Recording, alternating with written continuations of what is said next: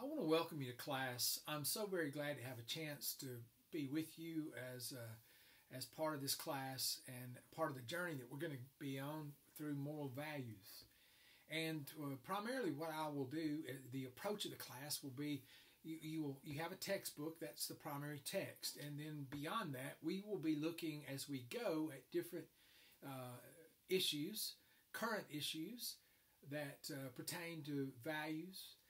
Before we dive into some of those issues, I wanted to talk with you a bit more about the philosophical aspect of this study. I want you to think with me for a moment. So, on the one hand, we have an opportunity with moral values to explore the moral landscape of our time. Maybe explore a bit about our own life and ask questions that are pertinent to this study, like, where do values come from?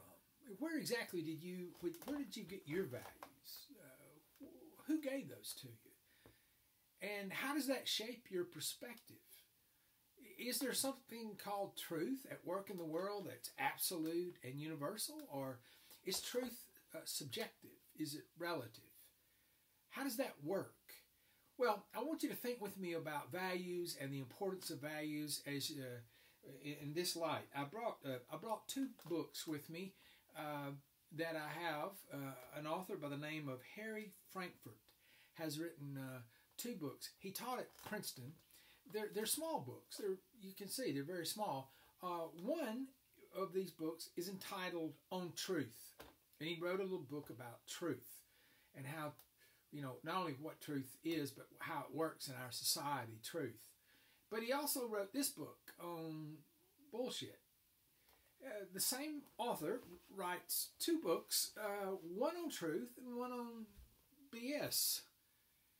And the question that I want you to consider with me is, how do you know the difference?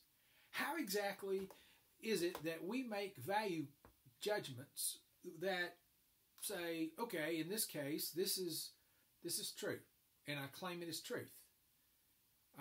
On the other hand, well, what about those moments when you hear something or someone tells you something in the area of values, or you see it on the news and you go, you know what, that's BS. That's just not true.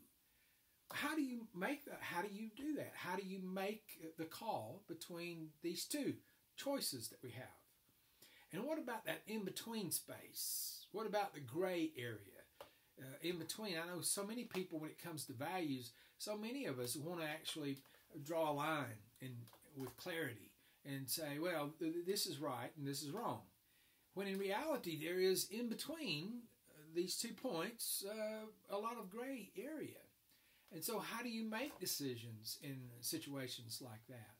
Now, I'm not trying to confuse you. I'm just simply trying to get you to think with me a little bit about this study that we'll be doing together, because we're going to be looking at different issues, and there are going to be times that you'll see something or read something and you'll go, yeah, I believe that's true.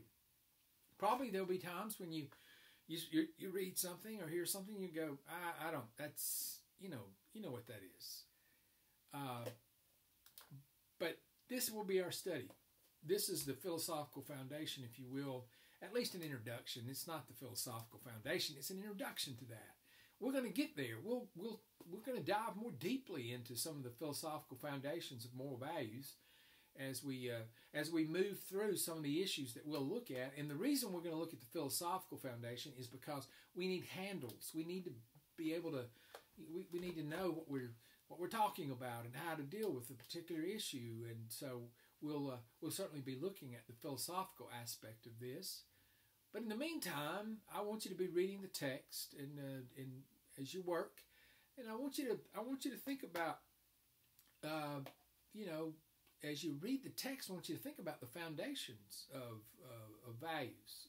Where do we get our values? Where do they come from? Why don't we agree? Why don't we necessarily agree across the board on things if it's so clear cut? Maybe it is a perspective. Maybe each of us simply have our own perspective, and the truth of the matter is there is no absolute universal truth. not with a capital T anyway. Maybe that's more of a subjective thing. Maybe that's a lowercase t. That it's true for me. Maybe it's not true for you. We're going to be looking at all those things and more in the days ahead. I just wanted a chance to weigh in and talk with you a little bit about the very beginning of the class and some of the reading that you're doing. Maybe get you to think with me a little bit about this. So anyway, take care. I hope you're doing well, and I look forward to the days ahead as we study together. And if I can help, let me know. Thanks.